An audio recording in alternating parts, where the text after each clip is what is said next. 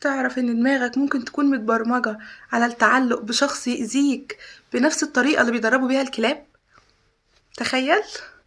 في تجربة مشهورة جدا في علم النفس، فيها كانوا بيدربوا كلب على انه يضغط على زرار. كل مرة كان بيضغط على الزرار ده كانوا بيدوه مكافأة. بعد شوية وقفوا المكافآت، الكلب بدأ يفقد الاهتمام ويوقف المحاولات ويبطل يحاول تاني. لكن لما بدأوا يدوه المكافأة احيانا ويرفضوها احيانا بشكل عشوائي، يعني الكلب بقى مدمن على الزرار، يعني على انه يدوس على الزرار، بقى يضغط عليه بجنون على امل ان هو ياخد المكافأة حتى لو جت بعد 10 او 20 مرة محاولة. تخيلوا. الصدمة هنا بقى ان انت ممكن تكون الكلب في العلاقة اللي انت فيها. انا اسفة، نفس اللي بيحصل معاك او معاكي في العلاقات بتاعتكم. لو حد طنشك يومين وبعدين فجأة يبعتلك رسالة زي وحشتيني، تنسي كل اللي حصل قبل كده. او مثلا حد يكون بيعاملك ببرود وبعدين يجي يوم يكون حنين عليك جدا، احن شخص في الدنيا، فتتمسكي بيه اكتر.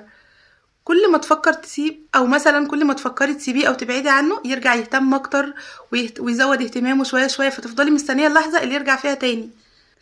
دماغك بتتعامل مع الشخص ده بالظبط زي ما الكلب كان بيتعامل مع الزرار. وانا اسفة للمرة التانية بجد. ده مش كلام نظري بس. عارفين مارلين مونرو؟ اجمل بنت تعتبر في الوقت بتاعها، او كانت ايقونة الجمال في زمانها، وقعت في نفس الفخ ده.